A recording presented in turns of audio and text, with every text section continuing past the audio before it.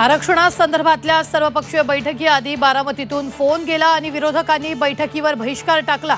नाव न घेता छगन भुजबळांचा शरद पवारांवर आरोप।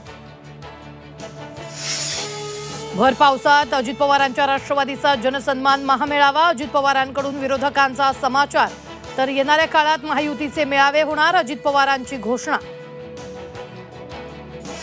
शिखर बँक घोटाळा प्रकरणी अजित पवारांच्या अडचणीत वाढ होण्याची शक्यता। क्लीन चिटला आव्हान देणाऱ्या 7 याचिका दाखल। याचिकांवर 25 जुलैला सुनावणी।